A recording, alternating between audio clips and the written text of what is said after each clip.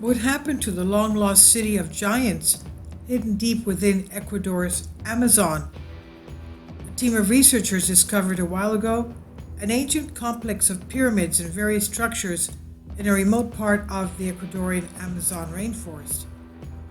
They documented the site as best they could, snapping several images of strange structures and artifacts and filming a couple of videos.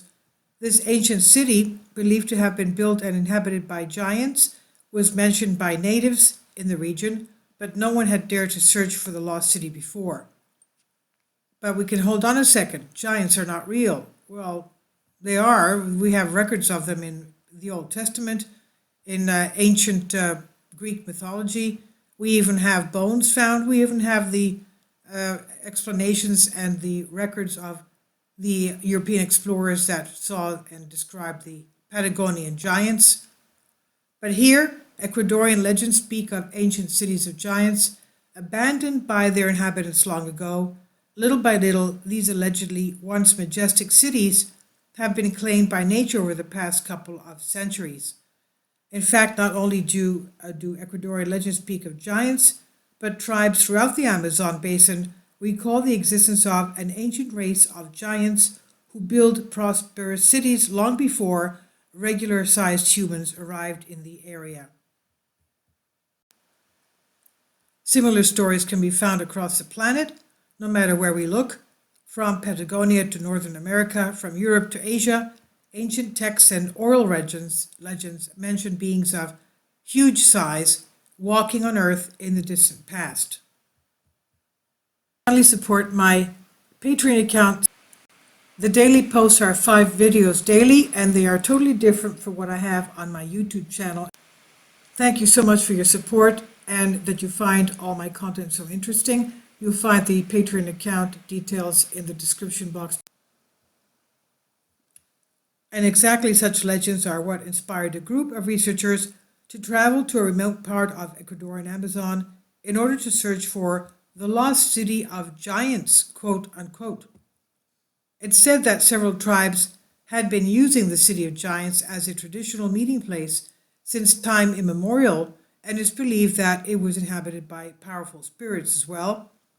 The place was sacred to locals, and they talked about their builders with a mixture of fear and respect. Natural formation or not? The reasons behind this attitude towards the builders was clear once the team realized the presence of ancient megalithic structures on the site. The largest of the structure found by explorers was a pyramid 80 meters high, 80 meters wide, with a slope too high to be considered a natural formation. It had been built using hundreds of large irregularly shaped rocks, each weighing approximately 2 tons. At the top of the structure is a flat area that could have been used as a ceremonial or sacrificial platform. And near the pyramid, researchers found many artifacts carved of stone, quote, that looked like a paved wall, an old street, or a square with a 60-degree angle, maybe the roof of a regular structure, unquote, said French-American archaeologist Benoit Duvernier. Many of the stones, he said, were perfectly aligned, having sharp edges, and appeared to have been sculpted by man's hand, end quote. The protective layer of soil had preserved the smooth surface of the stones. It also revealed the presence of a cement-like substance used to keep the boulders together. Judging by the apparent age of the ruins, this could be the first example of concrete used in America. Apparently, the builders of this ancient citadel possessed engineering knowledge well ahead of its time. A cold shower. While researchers were overwhelmed by the notion they had come across a lost city, and a lost city of giants, I might add, they were shaken when the government decided to take a look with their own team of experts. As noted by Bruce Fenton on earthforall.net, quote, the official report by the Ecuadorian government team was a conclusion that the site was entirely natural, end quote. Benoit Duvernier, Fenton, and their colleagues were dealt a terrible blow to their hopes for the site being properly excavated and researched, but despite the fact that the government had deemed the site a natural formation, Unworthy of further studies, the team searched and found more artificially made structures near the infamous megalithic site.